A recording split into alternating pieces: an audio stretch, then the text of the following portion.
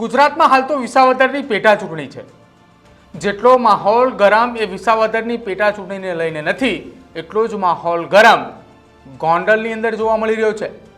કેમ કે ગોંડલની અંદર અત્યારથી જ પાટીદાર સમાજના યુવા આગેવાનો અને યુવાનો એ નિખિલ ડોંગાને ગોંડલથી લડાવવા માંગી રહ્યા છે।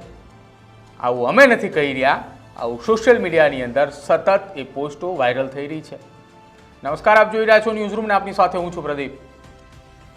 ગોંડલની અંદર થોડા દિવસ પહેલા પાટીદાર સમાજના યુવકને મારવાની એક ઘટના બની હતી, જે બાદ પોલીસે બંને પક્ષે ફરિયાદ નોંધીને તપાસની શરૂઆત કરી હતી। તપાસની શરૂઆત થતાની સાથે જ પાટીદાર સમાજના અનામત આંદોલન દરમિયાન ઉભરીને આવેલા યુવા નેતાઓ કે જે હાલ અલગ અલગ રાજકીય પક્ષ સાથે જોડાયેલા છે, આ તમામ આગેવાનો સામે આવ્યા અને ખુલીને બોલ્યા। જેમાં અલ્પેશ કથિરિયા હોય, મનોજ પનારા હોય, વરુણ પટેલ હોય, આ તમામ લોકોએ ખુલીને આવી અને પોતાની વાત એ મીડિયા સમક્ષ મૂકી। જો કે ત્યારબાદ આખી આ ઘટનાની અંદર સમાધાન પણ થયું અને સમાધાન બાદ એક વાત એ ખૂબ ચર્ચાનો વિષય રહી અને વાત હતી અલ્પેશ ઢોલરિયાનું નિવેદન। અલ્પેશ ઢોલરિયાનું એ નિવેદન હતું કે 2027ની અંદર ગણેશ ગોંડલ અહીંથી ચૂંટણી લડશે અને પાટીદાર સમાજના લોકો તેને ખભે બેસાડીને જીતાડશે। જો કે આ એક નિવેદનથી ચર્ચાઓ ફરી એકવાર શરૂ થઈ અને જે મુદ્દા આધારે આખી આ સમાધાન માટેની પત્રકાર પરિષદ હતી, બેઠક હતી, એ વાત હવે ભૂલાઈ ચૂકી છે અને હવે વાત આવી છે અલ્પેશ ઢોલરિયાના નિવેદનને લઈને। અલ્પેશ ઢોલરિયાની આ નિવેદનને લઈને સતત એ ગોંડલની અંદર ચર્ચાઓ થઈ રહી છે અને ગોંડલના યુવાનો એ સોશિયલ મીડિયાના માધ્યમથી ચર્ચાઓએ ફરી એક વેગવંતી આપી છે કે નિખિલ ડોંગા એ 2027ની અંદર ગોંડલ આવે છે। 2027માં નિખિલ ડોંગા ગોંડલથી ચૂંટણી લડે છે અને સોશિયલ મીડિયાની અંદર જે નિખિલ ડોંગાના નામે પોસ્ટો વાયરલ થઈ રહી છે, તેમાં એક લાઇન પણ લખવામાં આવી છે, ગોંડલ માટે સોનાની સૂર્ય કિરણ આવી છે, ગોંડલ માટે સોનાનો સૂર્ય આવી રહ્યો છે અને એ નિખિલ ડોંગાને સંદર્ભીને આ લાઇન આપવામાં આવી છે। જો કે સોશિયલ મીડિયામાં ચર્ચાતો વિષય હતો નિખિલ ડોંગાને લઈને કે નિખિલ ડોંગા અહીંથી આવીને ચૂંટણી લડશે અને આ એ 2 દિવસ પહેલા જ્યારે આખી આ ઘટના બની હતી ગોંડલની અંદર પાટીદાર અને ક્ષત્રિય સમાજના આગેવાનોએ સાથે મળીને જ્યારે આખી એક ઘટનાની અંદર સમાધાન થયું હતું, ત્યારબાદ સોશિયલ મીડિયાની અંદર એકાદ બે પોસ્ટ જોવા મળતી હતી, પરંતુ હવે સોશિયલ મીડિયાના માધ્યમથી ફેસબુકની અંદર સતત એ નિખિલ ડોંગાના સમર્થનની અંદર પોસ્ટો એ ધીરે ધીરે વધી રહી છે। કોઈ એ સુરતની અંદરથી પોસ્ટ મૂકી રહ્યા છે, તો કોઈ એ સૌરાષ્ટ્રની અંદરથી પોસ્ટ મૂકી રહ્યા છે। તમામ લોકોની એક માંગ છે કે નિખિલ ડોંગાએ 2027ની અંદર ગોંડલ આવે છે, તો કેટલાક લોકોએ તો એવું પણ કહી દીધું કે ગોંડલના નેક્સ્ટ MLA એટલે નિખિલ ડોંગા। હવે ચર્ચાનો એ વિષય છે કે નિખિલ ડોંગા એ 2027માં ગોંડલથી ચૂંટણી લડે છે, તો શું ખરેખર પાટીદાર સમાજ એને ખભે બેસાડશે? કેમ કે અલ્પેશ ઢોલરિયાનું એ નિવેદન હતું કે પાટીદાર સમાજ એ ગણેશ ગોંડલને ખભે બેસાડશે અને એ નિવેદનના બાદ હવે સોશિયલ મીડિયાની અંદર એક વોર જામી ચૂકી છે અને આ સોશિયલ મીડિયાની વોર એ કેટલા સમય ચાલે છે એ જોવાનું રહેશે। કેમ કે વર્ષ 2027ની વિધાનસભા ચૂંટણીને હજી લગભગ 2 વર્ષનો એ સમયગાળો છે। શું એ 2 વર્ષના સમયગાળા દરમિયાન સતત નિખિલ ડોંગાને લઈને સોશિયલ મીડિયાની અંદર આ લડાઈ ચાલુ રહેશે? કેમ અચાનક જ નિખિલ ડોંગાનું નામ આવ્યું એ પણ ચર્ચાનો વિષય છે। જો કે નિખિલ ડોંગાનું નામ ચર્ચામાં આવતાની સાથે જ હવે ચર્ચા એ વાતની છે કે નિખિલ ડોંગાના નામની ચર્ચાઓ કોને શરૂ કરાવી? શું ગોંડલની અંદર પાટીદાર સમાજના યુવાનો એ નિખિલ ડોંગાના તરફેણમાં છે કે પછી ગોંડલ બહારના લોકો એ સોશિયલ મીડિયાની અંદર પોસ્ટ મૂકી અને ગોંડલની અંદર આખી આ ઘટનાને એક નવો ટર્નિંગ પોઈન્ટ આપવા માંગી રહ્યા છે કે ગોંડલની અંદર નિખિલ ડોંગા આવી રહ્યા છે?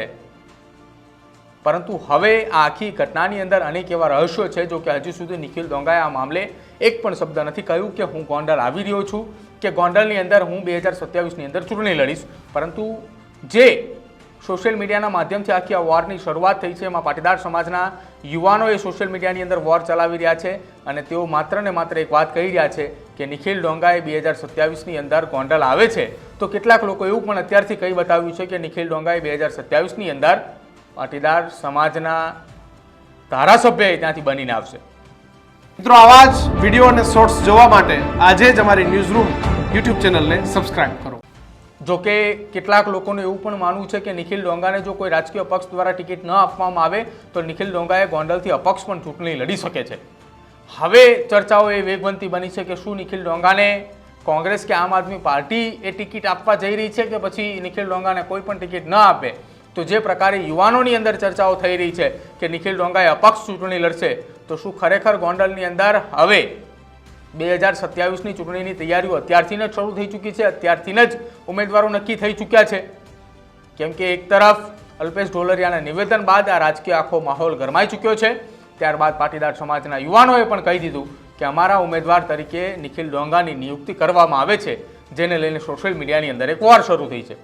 આ વોરની અંદર આખી એક મહત્વની વાત એ છે કે કેટલા બધા સોશિયલ મીડિયાની અંદર જે ફોટાઓ સામે આવી રહ્યા છે, પોસ્ટો સામે આવી રહી છે, એમાં સોનાના સૂર્ય ઉગવાની વાત છે તે ગોંડલની અંદર કરવામાં આવી રહી છે અને ગોંડલના નવા ધારાસભ્ય તરીકે આવનારા 2027ની અંદર નિખિલ ડોંગા તરીકેની વાત એ પોસ્ટની અંદર લખવામાં આવી રહી છે.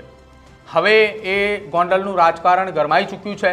ભલે ગુજરાતની અંદર પેટા ચૂંટણી એ વિસાવદર અને કડીની હોય, પરંતુ ચર્ચા અત્યારે વગર ચૂંટણી એ ગોંડલની એટલા માટે થઈ રહી છે કે ત્યાં ગણેશ ગોંડલની સામે નિખિલ ડોંગાને લઈને ચર્ચાઓ એ વેગવંતી બની છે અને આ ચર્ચાઓના કારણે હવે રાજકારણ ગરમાઈ ચૂક્યું છે. અને રાજકારણની અંદર ગુજરાતમાં એપી સેન્ટર જો માનવામાં આવે તો સૌરાષ્ટ્ર છે. એટલા માટે જ ચર્ચાઓ અત્યારે વધુ વેગવંતી બની છે કે સૌરાષ્ટ્રના રાજકારણની અંદર હડકંપ છે કે ગોંડલથી હવે કોણ ચૂંટણી લડશે અને કોણ ધારાસભ્ય બનશે. હજી તો 2 વર્ષનો સમયગાળો છે, પરંતુ એ સમયગાળા પહેલાં નિખિલ ડોંગાના નામની ચર્ચાઓ એ ફરી એક વખત વેગવંતી બની છે. સોશિયલ મીડિયાની અંદર 2 દિવસ પહેલાં એક પોસ્ટ જોવા મળી હતી. જો કે હવે અનેક એવા યુવાનોએ સોશિયલ મીડિયાના માધ્યમથી પોસ્ટ શેર કરી છે કે નિખિલ ડોંગા એ ગોંડલ આવી રહ્યા છે. તમારું શું માનવું છે આ પોસ્ટને લઈને? કેમ કે હજુ સુધી નિખિલ ડોંગાએ આ મામલે મૌન સેવી રહ્યા છે, એક પણ શબ્દ માટેનું નિવેદન નથી આપ્યું. તેમ છતાંય સતત એ તેમના નામની ચર્ચાઓ થઈ રહી છે. ન તો નિખિલ ડોંગાએ એમ કહ્યું છે કે હું ગોંડલ આવીને ચૂંટણી લડીશ, ન તો નિખિલ ડોંગાએ એમ પણ કહ્યું નથી કે હું ગોંડલ નથી આવવાનો. આખી આ ઘટનાની અંદર નિખિલ ડોંગાના નિવેદન ઉપર સૌ કોઈની નજર છે, પરંતુ તેમના નિવેદન પહેલાં સોશિયલ મીડિયાની અંદર અત્યારે ગોંડલને લઈને રાજકારણ એ ખૂબ ગરમાયેલું જોવા મળે છે. તમારું શું માનવું છે એ અમારા કમેન્ટ સેક્શનની અંદર જરૂર જણાવજો. જોતા રહેજો ન્યૂઝરૂમ. નમસ્કાર.